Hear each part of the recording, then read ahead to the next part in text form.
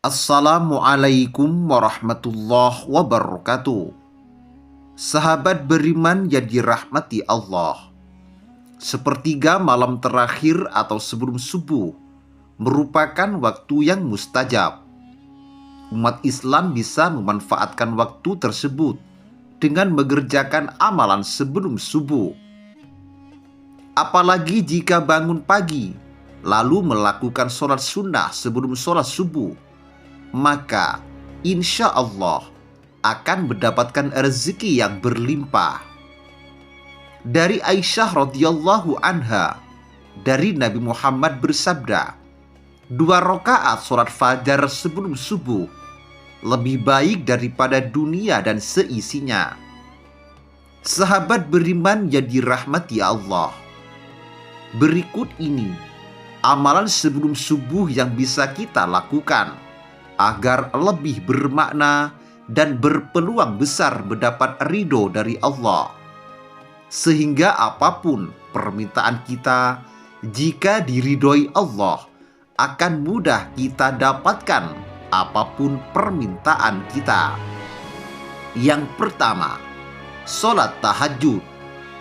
Rasulullah Shallallahu Alaihi Wasallam bersabda, "Wahai kalian manusia, sebarkanlah salam, berilah makanan, sambunglah tali persaudaraan, dan sholatlah ketika manusia terlelap daripada waktu malam.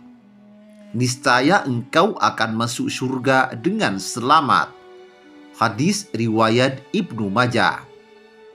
Selain itu, dalam kitab Sahih Muslim turut disebutkan, sholat tahajud adalah sholat yang paling utama setelah sholat wajib. Rasulullah Shallallahu Alaihi Wasallam bersabda, "Afdhalus sholati ba'da sholatil mafturudah, sholatul lail." Artinya, sholat yang paling utama setelah sholat wajib adalah sholat yang dilakukan di malam hari. Hadis riwayat Muslim. Yang kedua, sholat witir. Amalan yang selanjutnya ialah melaksanakan sholat witir, di mana sholat ini merupakan sholat sunnah yang memiliki rakaat ganjil. Sholat ini dilakukan setelah melakukan sholat pada waktu malam yang lain, misalnya tahajud dan tarawih. Yang ketiga, sholat qobliyah subuh. Sholat sunnah terakhir yang bisa dilakukan sebelum waktu subuh adalah sholat sunnah fajar atau qobliyah subuh. Sholat sunnah ini memiliki banyak sekali keutamaan yang bahkan tidak ternilai.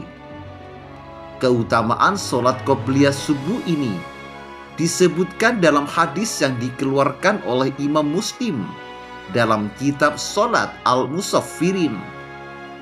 Dari Aisyah radhiyallahu anha, ia berkata bahwa Rasulullah Shallallahu Alaihi Wasallam bersabda, "Ka'atal fajri khairum minad dunya wa ma fiha." 2 rakaat sebelum fajar lebih baik daripada dunia dan seisinya. Waktu pelaksanaan sholat qobliyah subuh adalah antara terbitnya fajar dan sholat subuh, sebagaimana dikatakan Abu Bakar Jabir Al-Jazairi mengatakan dalam kitab Minhajul Muslim. Adapun Sa'id bin Ali bin Waf Al-Ghahtani mengatakan dalam kitab Sholatul Mu'min bahwa qobliyah subuh dikerjakan setelah azan subuh dan sebelum iqamah.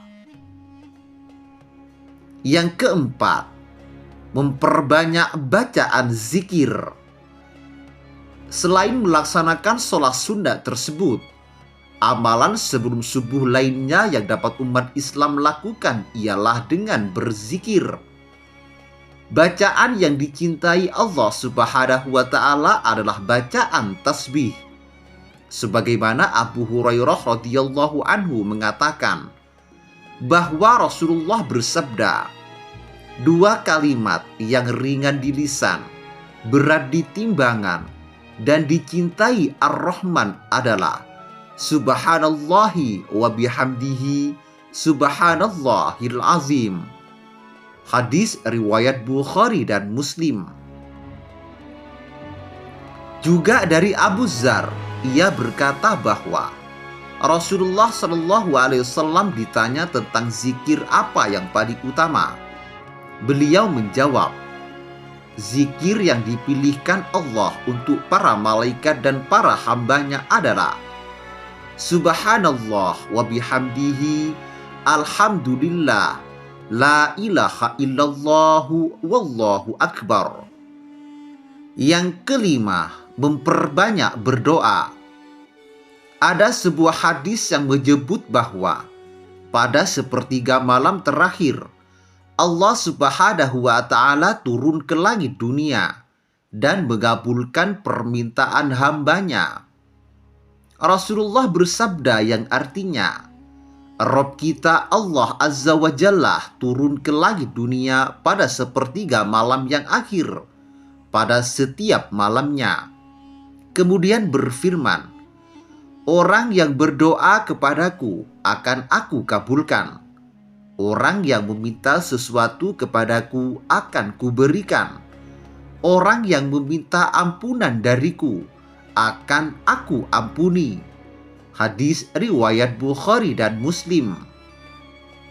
Yang terakhir, membaca Al-Quran.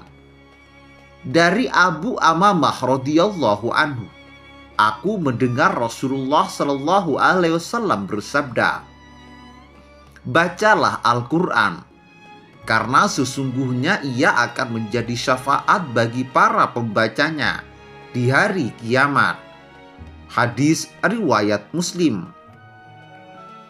Di dalam hadis yang lain, dari Umar bin Khattab radhiyallahu anhu, Rasulullah bersabda, sesungguhnya Allah Subhanahu wa Ta'ala akan mengangkat derajat suatu kaum dengan kitab ini, Al-Quran.